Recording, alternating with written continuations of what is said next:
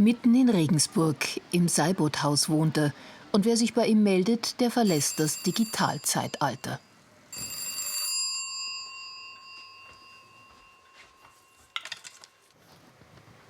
Servus, ich bin da, ja? Ja, gut, kommt vorbei. Bis nachher, wiederhören. Das Telefon ist um 1900 gebaut worden. Ein Tag bei Peter Karlich ist, als würde man die Uhr um etwa 100 Jahre zurückdrehen. In die gute, alte, analoge Zeit.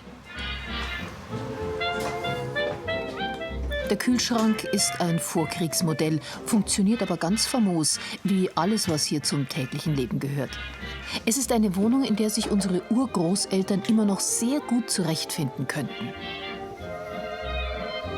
Der Elektroherd stammt aus den 30er Jahren und war damals unerhört modern. Peter Karlich ist kein Sammler, der alles in Hamstermanier aufbewahrt oder in Regalen verstauben lässt. Seine Altertümer sind sehr lebendig. Ist es jetzt eine Weltflucht vor all dem, was mit Computer und Internet zu tun hat?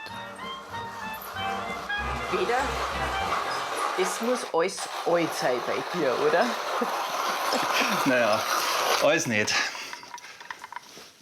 Das Handy ist nicht alt, Computer ist nicht alt, ist klar. Ich bin nicht alt. Und sonst, ja. Ist alles schon herrlich altmodisch. Angefangen hat die Geschichte eigentlich in seiner Jugend. Damals war er ein Popper und brauchte Geld für schicke Klamotten. Er jobbte bei einem Neumarkter Antiquitätenhändler. Und so nahm das Schicksal seinen Lauf.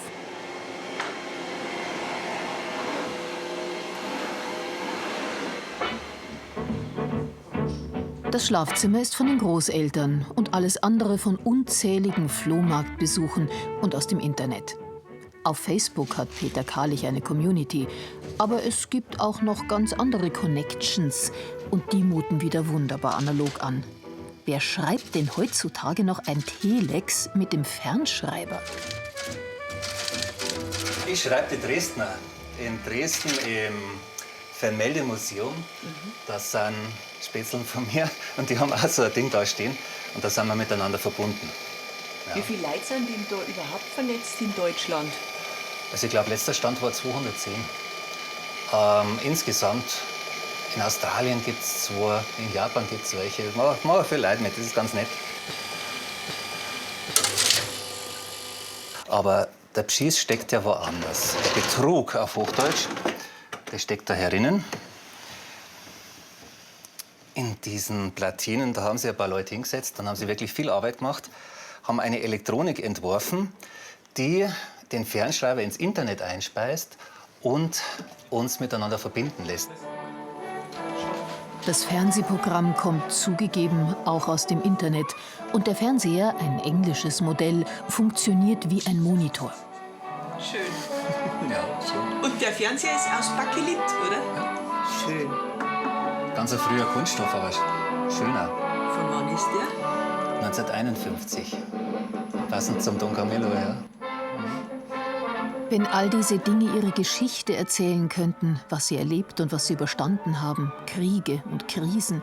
Sie wurden erdacht und ausgetüftelt, um das Leben bequemer zu machen, wie diese Waschmaschine aus den 60ern. Die alten Sachen, die muss man nicht wegschmeißen, die kann man reparieren. Das ist das Schöne. Und da kann man sich neu arbeiten, da kann man sich neu steigern. Ich muss erst einmal schauen, wie funktioniert's, finde ich irgendwelche Unterlagen oder irgendwas. Und was könnte kaputt sein? Das macht Spaß. Jetzt passiert's. Peter Karlich will ein Radio wieder in Betrieb nehmen und für das braucht er einen Antennendraht. Den holt er sich beim Jens Balzereit und der hat eine Werkstatt, die genauso aus der Zeit gefallen ist wie die Wohnung von Peter. Mein Ideal auf dieser Welt, das ist für mich der kühne Held, der große, blonde Mann. Er kommt aus einem Märchenland und zeigt mir seine Stadt. Jens? Gott, Servus, grüß dich. grüezi mal. Du, kurz Zeit? Ja, Ich brauche einen Draht. 12 Meter. 12 Meter. 12 Meter. Spinnst du? Bis da hinten waren 6 Meter, glaube ich. Ja. Wir müssen es zweimal machen. Die Werkstatt vom Jens ist noch genau so, wie sie sein Großvater hinterlassen hat. So, Dankeschön. Gleich schön. 300 Mark. 500 Mark. Alles klar. Okay, Dankeschön. Servus. Servus. Jetzt geht's zum Radio Baujahr 27. Das ist jetzt das Radio. Das sind die Röhren von dem Radio. Und da macht man Lautstärke und da kommt der Sender, wenn er denn kommt, weil momentan kommt er nicht. Ja, kann das jetzt scheppern oder was? Ja, Echt? ja. Ist das nicht gefährlich? Und wir haben eine Sicherung und Feuerwehr ist gleich in der Nähe. Und woran könnte das liegen, dass er nicht kommt? Tja, das weiß ich eben nicht und da brauche ich ein bisschen Hilfe, weil eigentlich stimmt alles hier. Aber das mag halt nicht.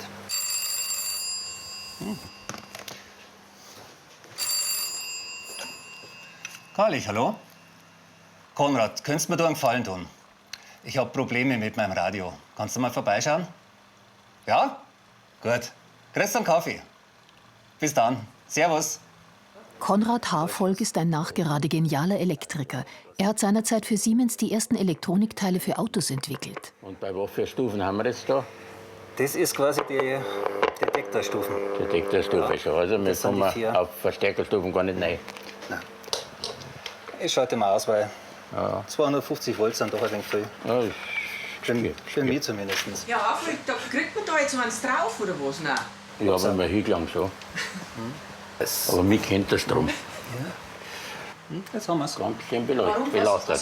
Was ist? Diese Gleichrichterröhre, die leuchtet blau, da ist irgendwas nicht in Ordnung. Aha. Ja, Die ist überfordert. ist überfordert. Ja. Das ist schlecht. Dann haben wir irgendwo einen kurzen drin. Oh oh, jetzt wird's kritisch. Jetzt kommt der chirurgische Einsatz. Ich muss die jetzt ein wenig rauslupfen und muss da dran gehen. Ah, da müssen wir ein paar. heute noch zum Lichten? Oh je. Nein. Ich glaube, da muss ich ein Ausschlachtradio kaufen, dass ich so eine Spule kriege. Das ist sehr schwierig. Heute geht in Sachen Reparatur sowieso nichts mehr, weil heute Grammophonabend ist. Treffpunkt ist das Seibert-Haus. Einmal im Monat in der Wohnung von Peter Karlich. Sie hören für ein paar Stunden einfach nur Musik. Und das ganz analog, sagt Stefan Guppenberger. Und das ist so simpel, das ist so einfach. Das ist wie ein Radlfahren, das versteht man. Aber ein iPhone, wer versteht das? Wie das geht? Ich nicht. Schellackplatten. 3 Minuten läuft jedes Stück und bestimmt den Takt ihrer Zeit. Mit 78 Umdrehungen pro Minute. Du bist nicht alleine. Nein, ich bin nicht allein. Das ist gut. Ich bin genauso narrisch. Weil sich hier eben alles ein bisschen anders dreht. Mama gonna make some shortbread, shortbread, shortbread.